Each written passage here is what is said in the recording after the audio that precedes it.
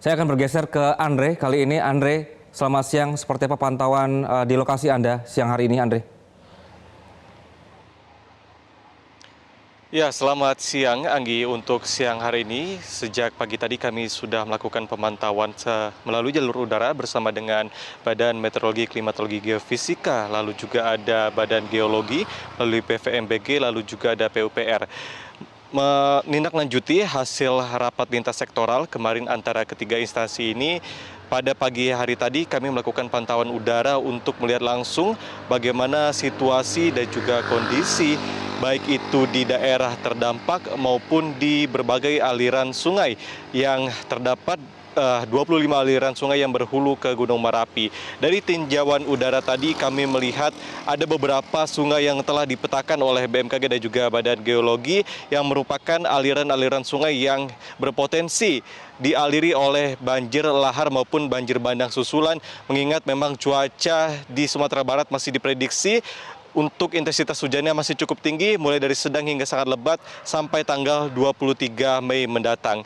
Nah, tadi kami memantau beberapa aliran sungai, tepatnya aliran sungai Pasir Laweh yang juga bertemu dengan aliran sungai Tarap.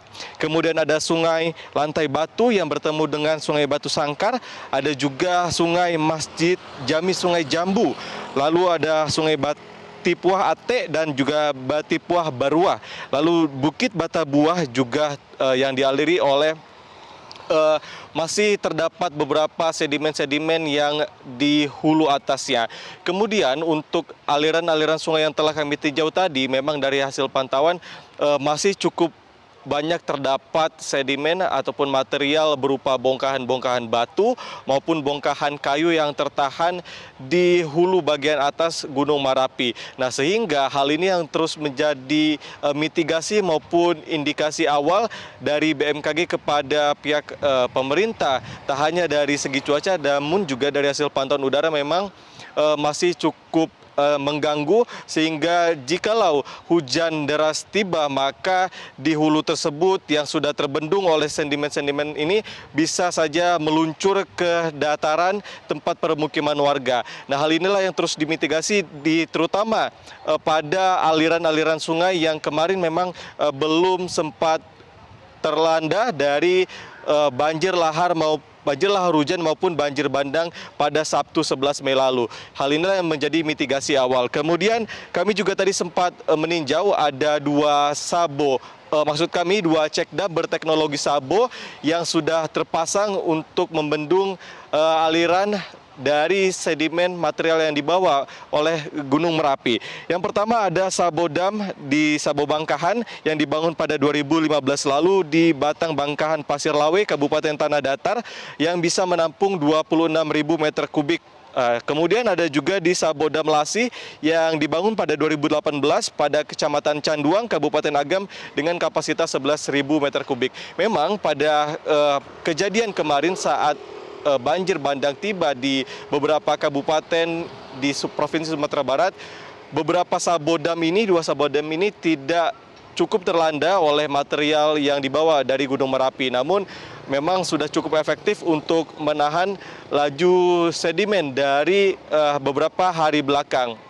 Kami sempat memantau tadi sudah cukup efektif, ada beberapa material seperti bongkahan batu dan juga kayu yang bisa tertahan di Sabo itu sehingga tidak meluncur lebih ke dataran rendah tempat pemukiman warga. Kemudian juga ada beberapa pantauan kami mengenai bahaya longsor juga yang bisa menambah valuasi dari aliran banjir bandang yang bisa saja terjadi sewaktu-waktu. Kemudian longsor-longsor ini juga yang kemudian bersinggungan juga dengan gempa-gempa kecil sehingga bisa menambah potensi-potensi kerawanan kebencanaan hidrometeorologi. Dan berikut kita dengarkan keterangan dari Kepala BMKG Dwi Korita Karnawati untuk hasil tinjauan pada pagi hari tadi. Titik-titik longsor ditemukan juga di atas dan titik-titik longsor itulah yang menyeret pohon-pohon dan tanah tertimbun di hulu atas dan membentuk bendung ya, karena hujan terus turun. Jadi ini tumpukan ini menahan aliran air hujan dari atas. Dan karena hujan berhari-hari ini semakin meningkat tampungan volume airnya, dan suatu saat karena tidak kuat menahan desakan air dari atas, maka ini jebol. Dan jebol inilah menjadi luncuran material yang bercampur antara pasir, tanah, batu-batu dan pohon-pohon lari ke arah bawah dengan kecepatan tinggi. Dan apabila terjadi perubahan mendadak dari lereng yang curam tiba-tiba berubah menjadi landai, yaitu kebetulan di zona landai itu disitulah banyak permukiman. Itu pasti di situ disemprotkan material tadi, diendapkan, tapi mengendapkannya dengan seakan-akan memancat, menyentor gitu. Jadi membentuk semacam kipas Jadi pasti endapannya tuh melebar, luas, tidak hanya endapan di sepanjang sungai, enggak. Jadi ini melompat dari sungai tadi. Dan ini fenomena yang menimbulkan bencana adalah itu tadi, ada aliran lahar, aliran banjir bandang yang terbentuk di atas, tapi begitu sampai lokasi yang datar, dia akan meluas bahkan bisa dalam skala kilometer. Nah, artinya rumah-rumah itu memang berada pada zona yang menjadi proses alam itu untuk selalu berproses. Sehingga tadi kami sempat berdiskusi di atas dengan bapak-bapak PUPR dan Badan Geologi. Ini persoalannya adalah bagaimana tata ruang itu menjaga jangan sampai ruang alam dan ruang manusia itu tumpang tindih gitu loh. Jadi untuk mencegah, ya, ini sifatnya pencegahan. Ya, sementara Anggi, teknologi modifikasi cuaca juga terus dilakukan hingga 4 hari ke depan. Seperti yang kemarin, teknologi modifikasi cuaca telah dilakukan oleh BMKG bersama BNPB, telah menerbangkan sebanyak 2 sorti atau 2 ton garam.